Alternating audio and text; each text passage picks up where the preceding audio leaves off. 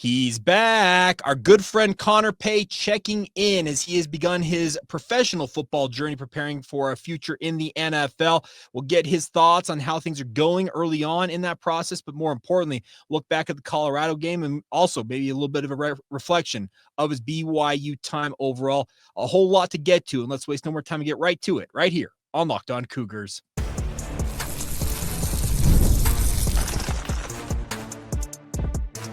You are Locked On Cougars, your daily podcast on the BYU Cougars, part of the Locked On Podcast Network, your team every day.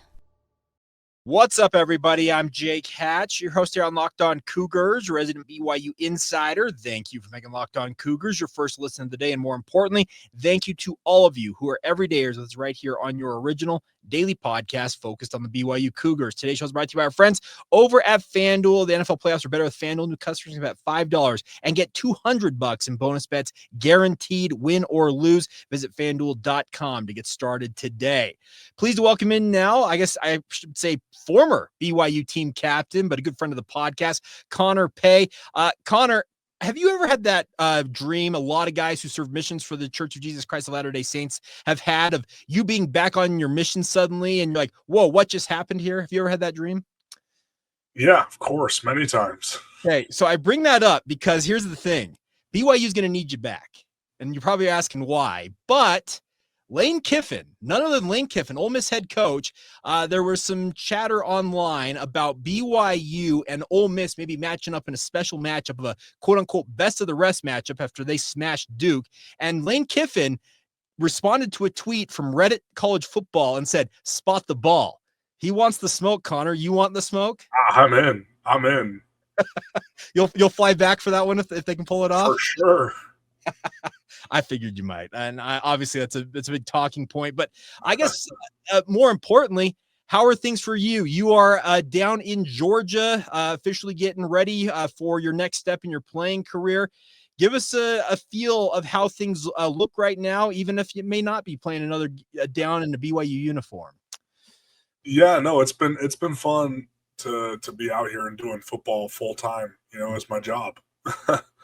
And so, yeah, I'm in Woodstock, Georgia.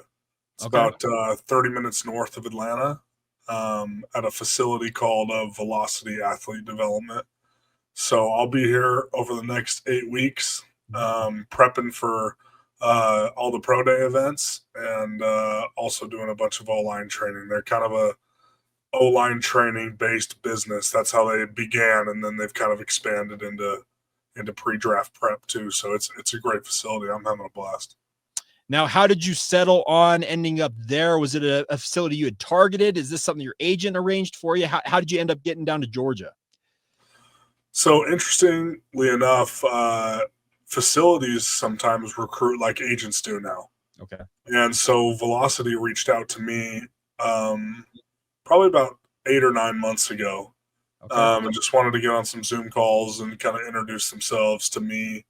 And so when I ended up signing with my agent and kind of saying, okay, here's my top choices for facilities, they had some players in the past who had come to Velocity, some linemen, and said that they loved the experience and got good results. And so they were like, hey, we recommend Velocity if that's what you want to do. And I said, sounds good. Let's do it. All right. Now, if people are watching this on YouTube, they can already see a little bit of a beard growing in there. Are we going for the mountain man look? Is that what we're going for here? I don't know. We'll see. I'm definitely doing it for at least a little bit. I've been waiting 4.5 years to grow a beard. So I'm definitely going to do it. We'll see how long it ends up getting. I'm only a week or so in right now. Well, let's just put it this way, Connor. You know, I've been married for almost 10 years now. For the first about 8 years of my marriage, my wife refused to let me grow a beard, and then one day she's like, "You know what? Give it a shot." And so, essentially, for the last 2 years, I've had a beard nearly full time. It's a liberating experience. So enjoy it. You mentioned you've waited 4.5 years. I also attended BYU, and it seems like most guys, when they leave the university after having to shave as often as we all did as undergrads or grad students there, it's like, you know what? We're going to free the beard for a little bit here. Yes, exactly. So we'll see how maybe I like this length, Uh-huh. but we'll see. I'm definitely going to grow it out longer, and then if it sucks, I'll trim it back down. But I don't see myself being clean shaven anytime soon. I don't blame you one bit on that front. All right. Now, on to bigger and better topics. You talk about the fact that you're getting ready for your career now, because you mentioned this is your full-time job. How excited are you to be at this point? Does it feel weird in a way, having had to split your school and football time equally for the last 4.5 years, or does it feel liberating in a way to be just doing football full-time? No, it's nice. I mean, I do. Don't get me wrong. I do definitely miss BYU. And going into the facility every day, because that was, again, the last 4.5 years of my life was me going to that facility every day and getting a couple weeks off to start January. And I think the boys just started up again today or yesterday, and like this is the first time that I haven't been there, and so it's like it's a little strange, in that aspect that I'm over here in some random place, training. But no, it is awesome, just to know that I have my degree now. I never have to do homework again. I can just focus fully on football. That's been pretty awesome so far. And again, I mean, I'm doing a lot. Don't get me wrong, I'm doing a lot of studying. Because prepping us for interviews and NFL playbooks and all that stuff, that's part of what we do here. But it's a much more fun type of studying. Sure. It's no longer being forced to study. You get to pick what you're studying essentially. I know that they obviously are going to feed you with information, but it relates directly to what you're hoping to accomplish. And that is play professional football for the foreseeable future. Yeah, exactly. Now, the other point I wanted to ask with regards to preparation is what is the biggest goal from these 8 weeks? Is it physical development? Is it you already mentioned the intellectual side of it with regards to studying? What's the ultimate outcome of this 8-week period for you? I think for me, it's definitely going to be testing better. Okay. Pro day. That's the ultimate outcome, because I feel like I started so many games, and so I have a ton of film out there. Like it's they're not going to be wondering about me as a player on the field. They have a lot of material to go through and look at that. And then I feel like one of my strengths has always been IQ. And so, obviously I'm going to keep working on that here. But I feel like that's, where I'm going to do well in interviews and stuff like that. But I feel like where I can make the biggest jump, because I've never focused on these events before. I've never trained specifically to do well in these 6 or 7 events. I've always trained to be a better football player, and that's very different training. And so, that's definitely what I'm trying to get away or come away with over the next 8 weeks, is really improving those so I can go to pro day and put up solid times. Now you talk about pro day, and we're going to dig into that momentarily, because as they like to call it, they call it the Underwear Olympics, and it's got a good reason as to why. And we'll delve into that momentarily as we continue on here with Connor Pay on Locked On Cougars.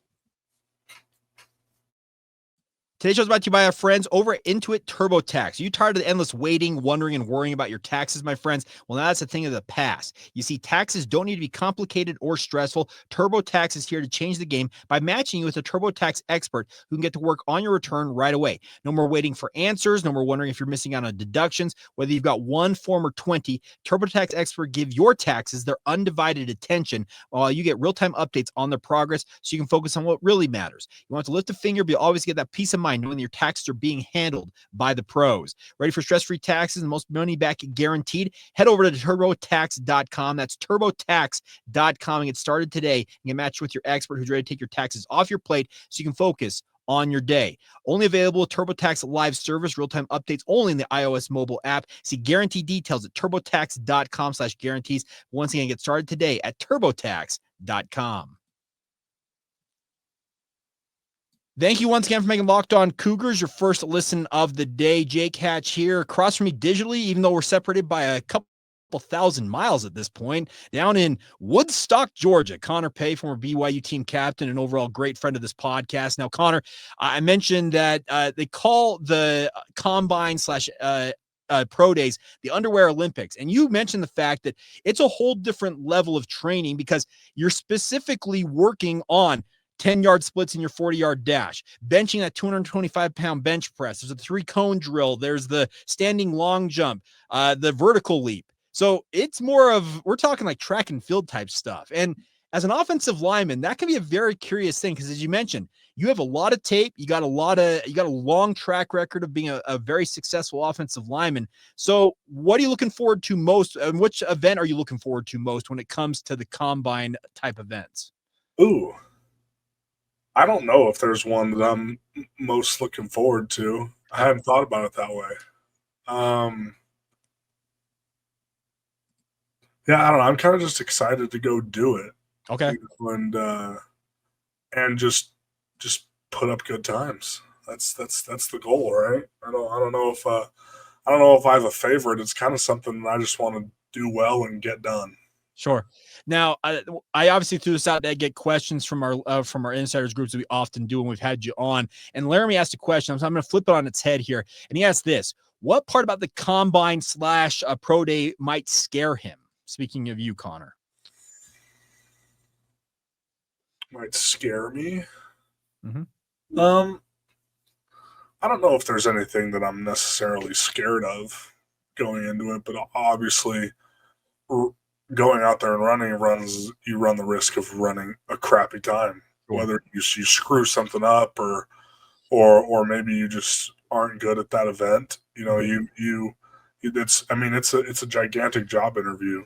You know, kind of everything I'm doing over the next few months, everything I do in front of scouts and GMs is a part of this huge job interview. And so, you know, obviously it can be a little nerve-wracking, you know, like, oh, if I mess something up, that might be all one scout needs to be like, yeah, not really interested. Okay. You know, and so there's some nerves that come with that for sure. Well, and you mentioned it feels like it's like the ultimate job interview because yes, you have to pass the interview portions because those are, you sit down with NFL coaches, executives, scouts, and they're grilling you with all kinds of questions. But then you mentioned also the physical aspects. They're going to track that 10 and 20-yard split for you as an offensive lineman, even though you're running 40 yards, which, let's be real, no offensive lineman's ever going to sprint 40 yards and haven't really, but they're tracking those numbers. They want to see how far you can leap. They're testing every part of you. And having watched a lot of NFL combine over my life, I call it the ultimate job interview because it entails every aspect of an athlete's career to that point. Yeah, no, I would definitely agree. I was talking to my sister on the phone today and she's like, how are you feeling? Like, does this not feel weird? Like everything you've worked for the last 10 plus years is coming to these next couple months. And I was like, oh, I hadn't kind of just been in the moment. Hadn't really thought about all that, but you know, it's crazy. It's like, this is what I've dreamed about since I was a kid, and it's actually here, and I'm going to get a chance to do it, which is a pretty special thing. It just makes me want to take advantage of every day. What is your like daily schedule? How early are you getting up and getting started? Like, what does a typical day of training look like? So, we'll get up on Monday, Tuesday, Thursday, Friday. We get up at 7. Mm-hmm. Get to the facility at least by 7:30. We kind of have some pre-warm-up stuff that we do. We call them corrections. Is certain things they test in our bodies all the time, and everyone has different deficiencies, and so there's things you work on during that warm-up for whatever your deficiencies are, and then we get into the actual warm-up. And on Monday and Thursday, that's kind of an emphasis in either lateral movement or sprinting. So, and then that's our first session that starts at 8 a.m. That goes for a couple hours. Then we'll have a break where we eat lunch, we recover. There's a bunch of recovery stuff for us at the facility. Spend a couple hours doing that, taking a nap if you need it. Mm-hmm. Then you come back out for session number 2 that starts at 1:00. and that's usually our lift for the day. And just alternates upper and lower body depending on what the emphasis for that day is. And that goes until about 3. And then there'll be some days where we go back. We have whiteboard work after that where we're going over playbook stuff and things like that, interview prep, all that stuff. And then sometimes we'll do that, in between workouts too during that recovery period. If people aren't sleeping, we'll just try to knock it out then. And,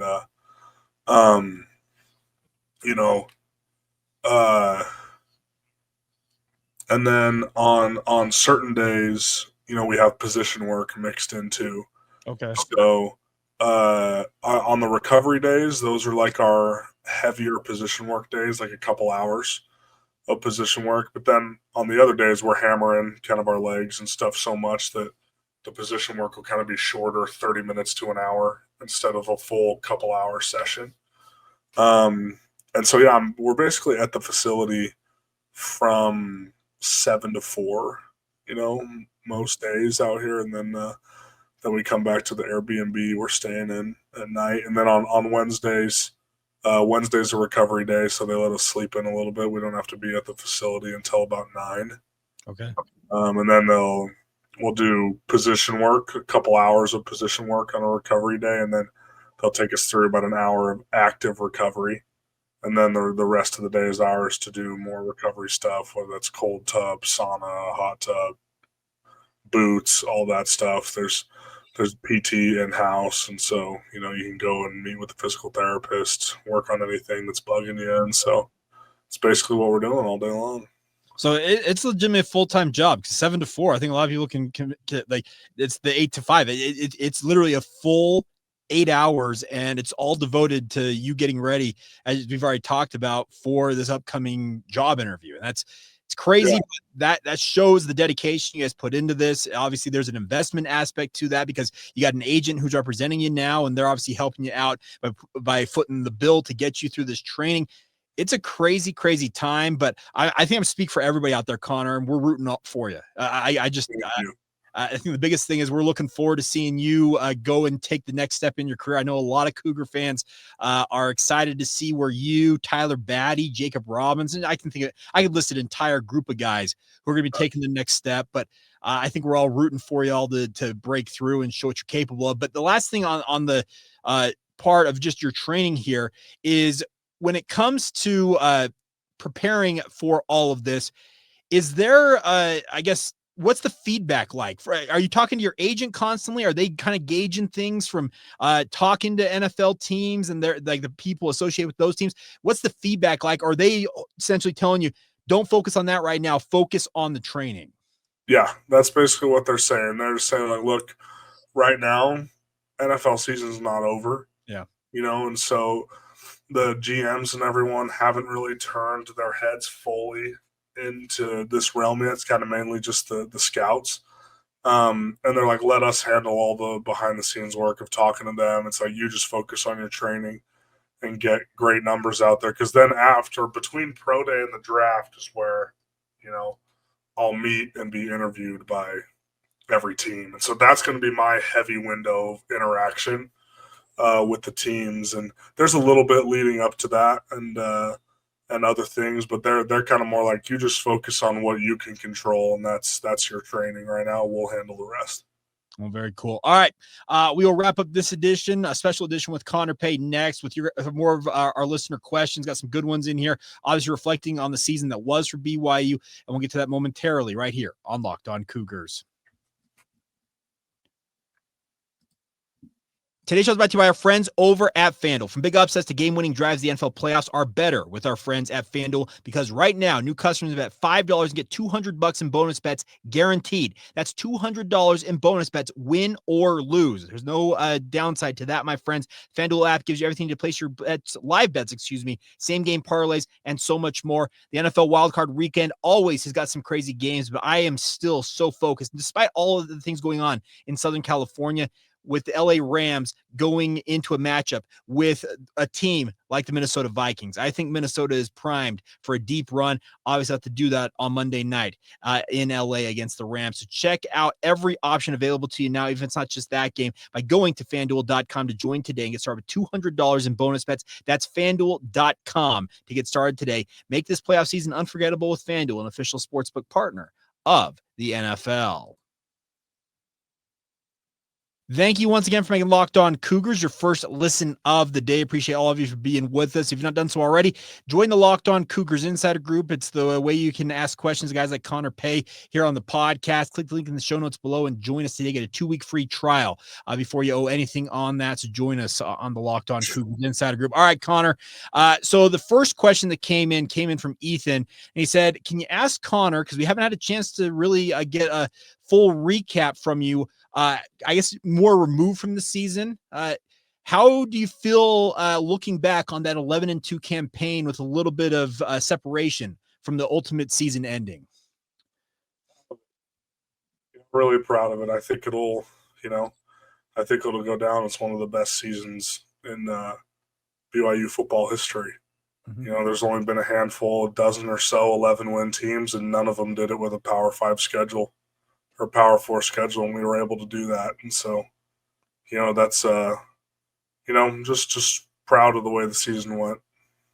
Now, obviously, you guys are kind of spread all over the place now that you're training for the NFL. But there's another question here about it comes from Paige, and she's asking, will Connor stay? Because obviously you, Tyler Batty, Jacob Robinson, you guys were so linked together during your time at BYU. The question she's got is how much communication will you have with those guys in this draft process? Are you texting them, or are you kind of leaving them to their own devices as you focus on your training? No, yeah, we'll interact with each other all the time, just more so just because we're buddies. We want to check in and make sure everyone's doing okay.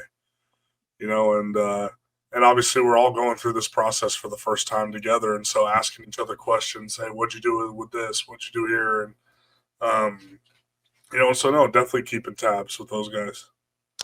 Now, obviously, now that you are out of the program, there's a lot of people who are wondering who's going to step up in that leadership role. And I got a good question here from Tyson. I'm going to read it in its entirety. I'll let you respond to it however you want. It says, Connor, we saw a huge culture shift among the team this past year. What have leaders like you done to ensure that improved culture is going to be sustained in future seasons at BYU? Well, I think one thing, that we tried to do differently this year, especially between Tyler and me, as returning captains, was we tried to make our leadership as expansive as possible, where anybody can step up and be that leader to hold the culture and do all those things. And I think we were able to do that pretty successfully. We had everyone from us down to brand new freshmen getting on people and making sure the culture was sustained, and finding a way to have fun with that, to where it's not like oh my gosh, we got to do this, we got to live up to the standard. It was like, no, we're living up to the standard so we can be great, and the younger guys did such a good job of picking that up, and so many guys kind of came into their own as the season went on as vocal leaders, where we could kind of take a step back, where we didn't have to be those guys all the time. And, it just kept expanding. And I think it gave other leaders and other players confidence, to be able to do that, to take the next step, to become those captains next season, And so I think at least it feels like, those guys were able to do that, and there's guys coming back who are going to be able to help sustain that culture. Are there one or two names that you would think, or one or two guys, I should say, that you would say, hey, these are the guys who you believe will step up into that void? Well, I think obviously Chase coming back, that's helpful, right? Yeah. Someone who's been there before and knows how to do it. I think Tanner Wall is going to take that next step. He already kind of has a little bit this year. I think Jack Kelly too. there's a lot of guys. I think Waylon. I think Waylon's gonna take a step forward this year in terms of a leadership role. Also, there's a bunch of guys I could name who I felt like were starting to come into their kind of get out of their shell a little bit and as leaders. All right, I'm going to tee you up with two questions here, but one is because I want you to think about it, and we'll get your answer after I ask the second question. So the question comes from Jeff. He says, what is the one word that Connor would use to describe his BYU experience? So chew on that for a second while I also ask you this question before you answer. He says, it's more of a statement, I guess, from Kent. And he says this, Connor, I just want to say congratulations on your season. Thank you for coming back. Thank you for setting such an example and giving your honest opinion in all things. How well should BYU do next year if they continue to follow what you leaders taught the team this past year? I guess we can start with the first one. Okay. One word. Awesome. Okay. I like that. Yeah, it was a pretty awesome experience. So I think that's how I describe it. Okay. Well, I usually let you chew on that, but I'm glad you had that answer teed up. Now to the second one, I guess the question is more about Kent like making a statement, but also asking what's your belief that BYU can essentially replicate or maybe build upon this year's success by what you guys kind of laid the groundwork with this past year? Yeah, no, I mean they should absolutely go out there and compete for a conference championship. I don't think anything less is acceptable, and I know that's how they view it too. And I think the blueprint's kind of been laid. I hope they attack this offseason the same way we attacked last offseason because that's how we were able to make the jump. It was the January through July that got us to 11-2. And so I hope that the guys can remember that. And if they have as good an offseason as we did this last year, they should take that next step and absolutely be a competitor. Now, the next question comes from Jason here, and it reflects on your time this past year. He says, if you get a chance, will you ask Connor what he feels was his most vicious, he uses the term vicious, block this season? Does he know what game it happened in, and who did he hit? Vicious. What an interesting word. I thought that was a unique one myself. Man.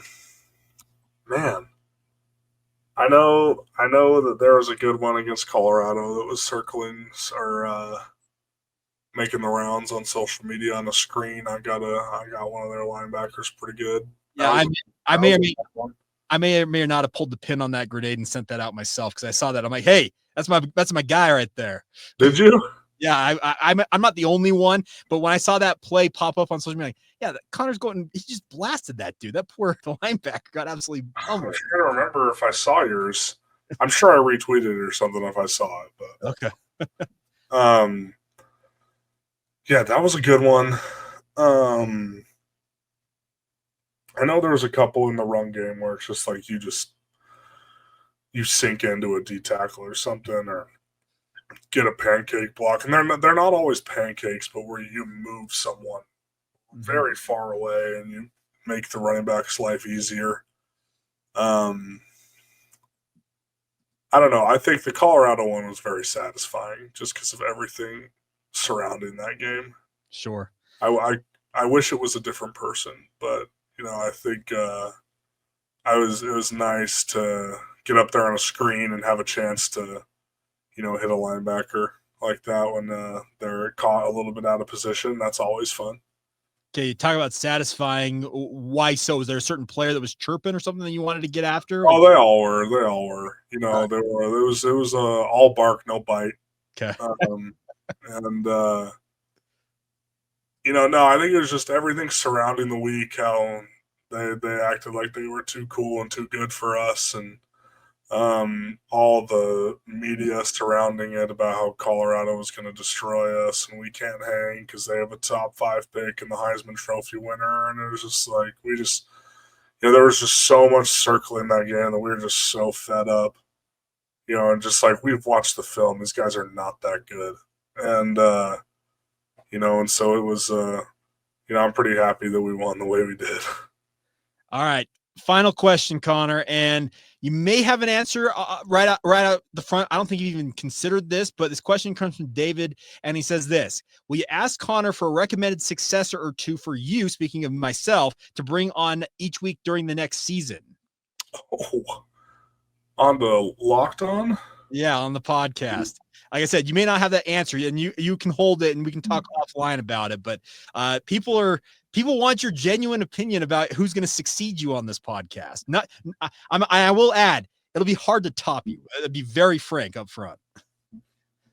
Well, that's what I'm saying. I got to be careful about who I pick. Because I pick somebody better, than my legacy at Locked On is ruined. Your legacy is very much intact. I can assure you of that.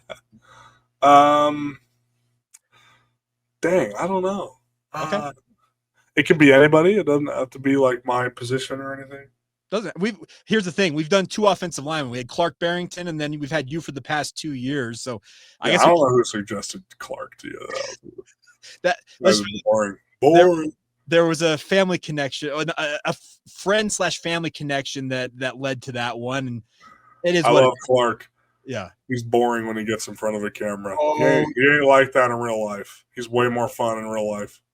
That's very true. I can speak from experience on that front, but so it doesn't have to be an offensive lineman. It can be anybody on the roster, really. I was trying to think of someone too who would also be like willing to speak their mind, because I think that's what makes it fun. So I can't pick somebody who I know is going to fake it. And let me just add, but while you're thinking about that, here's the thing: you were beyond blunt at times at BYU, and I'm not going to have you talk about this. I'll just say it from my perspective. At times, it ruffled feathers. Let's just put it that way with certain individuals. But here's the thing: I think all of us, yours truly included, we appreciate you being upfront and honest, because there's a realness factor to that you can't fake. Yeah. No, I know. I've ruffled plenty of feathers. You know, I don't. We talked about it offline. I don't. Yeah, but I don't care for that, really. Yeah. Okay. Try to think about what I'm going to say here carefully. Technically, I'm an alumni now. I can say whatever I want. They don't have any pull over me anymore. True. But if it's the truth that you're getting upset about, then I think that's more of a you problem than it is a me problem. Well said. You know, and so that's why I didn't have any trouble saying it when I get called into the office. You're saying this. I'm like, well, is it not a problem? I'm like, no, yes, it is. I'm like, well, then fix it. You know, do your job and fix it. You know, then I'll stop saying it. If it wasn't a problem, I wouldn't have to say it. Yeah, no, I think Austin Leusa might be somebody fun. Okay. We need Austin, but I need Austin. I don't know. He hasn't done a ton of media, so I'll have to talk to him and be like, bro, just be yourself, because he's so fun. Okay. Be around. So, but you've had him on here before, I think, when he signed. When he signed, I had Austin on, and he actually was. How was he on camera? Was he good? He was actually pretty decent. I thought he came off very genuine. His excitement factor about being a BYU Cougar, because he grew up a BYU guy. It came through in spades. So that's actually I think an underrated pick there. And like we've just talked about, keeps with the trend. Offensive lineman on the only people I'm thinking of is offensive linemen, because everybody else gets so much media attention. I'm not going to suggest them. The skill guys are over there like, hey. Like, yeah, heaven forbid you have Jake on here. Like, my gosh. Never in a million years should you bring him on here. Let's be honest. Jake's a little bit out of our price range at this point in his career. Yeah. He's got way too big of a head to come and do Locked On. Well, I can hardly get a text back from him now that the season's over. Really? No, I'm just kidding. I'm just teasing. All right. No, I love Jake. He's the best, man. He was a fun teammate. But no, I think Austin would be good, and I think Waylon would be fun. All right. I jump immediately to offensive lineman. Isaiah Jotto would be fun. Okay. Well, so I don't know.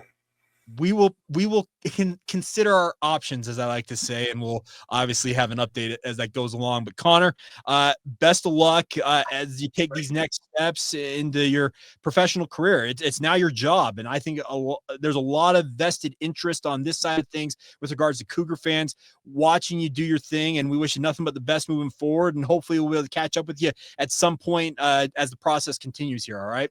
Yeah, happy to come on anytime. All right. That is Connor Pay. I'm Jake Hatch. Once again, thank you for making Locked On Cougars your first listen of the day. And obviously, a big thank you to Connor, his team, for joining us here on the podcast. And we'll do it again soon. But as always, once again, thank you for being with us here on the podcast and obviously making Locked On Cougars a part of your day and obviously being everydayers with us right here on the Locked On Cougars podcast.